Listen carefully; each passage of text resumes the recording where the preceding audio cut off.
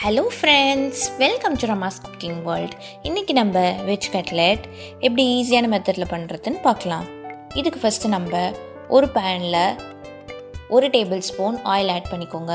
இப்போ ஆயில் நல்லா ஹீட் ஆகிட்டதுக்கப்புறம் ஒரு வெங்காயத்தை ஃபைனாக சாப் பண்ணி ஆட் பண்ணிக்கோங்க. உங்கள்கிட்ட 2 சின்ன வெங்காயம் இருந்துச்சுன்னா நீங்கள் சின்னது 2 ஆட் பண்ணிக்கலாம். இப்போ நல்லா டிரான்ஸ்பரண்ட்டாக ஃப்ரை பண்ணிவிட்டு 2 பச்சை மிளகாய் ஆட் பண்ணி நல்லா ஃப்ரை பண்ணிக்கோங்க.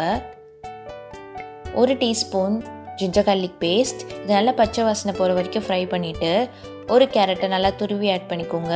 நீங்கள் ஃபைனாக சாப் பண்ணி கூட ஆட் பண்ணிக்கலாம், அதுவும் சூப்பராக இருக்கும்.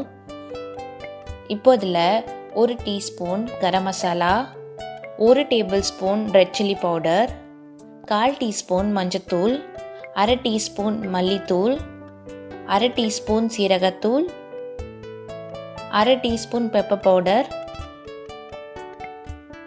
1/4 டீஸ்பூன் சாட் மசாலா, தேவையான அளவுக்கு உப்பு ஆட் பண்ணிவிட்டு இது எல்லாத்தையும் நல்லா மிக்ஸ் பண்ணிக்கோங்க.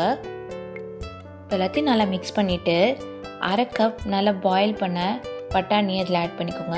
நான் பட்டாணியும் 4 உருளைக்கிழங்கையும் 4 விசில் குக்கரில் குக் பண்ணி எடுத்துக்கிட்டேன். நீங்களும் அதே மாதிரி பண்ணி ஆட் பண்ணிக்கோங்க. ஃப்ரெஷ் பட்டாணி நீங்கள் டைரெக்டாக கூட ஆட் பண்ணிக்கலாம். இப்போது உருளைக்கிழங்கெல்லாம் ஆட் பண்ணி இது எல்லாத்தையும் நல்லா மிக்ஸ் பண்ணிவிட்டு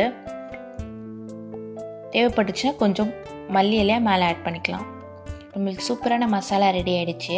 இப்போ நம்ம 3 tablespoon maida, 3 tablespoon cornflour,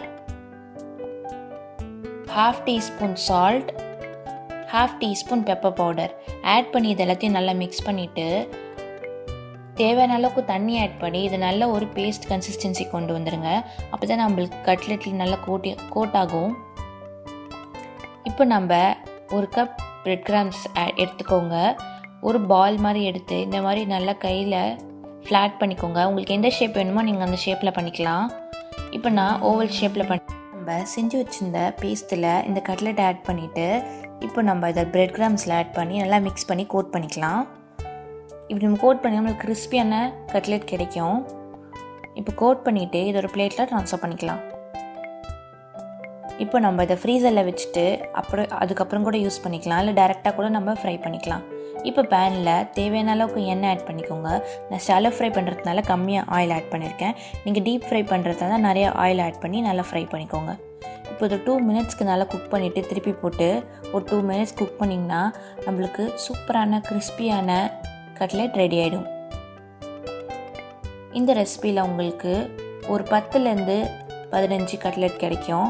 கண்டிப்பாக ட்ரை பண்ணி பாருங்கள். ரொம்ப சிம்பிளான ரெசிபி. இதே ரெசிபி தான் நம்மளுக்கு பர்கருக்கும் யூஸ் பண்ணுறது. நான் சீக்கிரமாக பர்கர் ரெசிபி அப்லோட் பண்ணுறேன். இந்த ரெசிபி உங்களுக்கு பிடிச்சிருந்ததுன்னா லைக் பண்ணுங்கள், ஷேர் பண்ணுங்கள், மறக்காமல் சேனலுக்கு சப்ஸ்கிரைப் பண்ணுங்கள். தேங்க்ஸ் ஃபார் வாட்சிங்.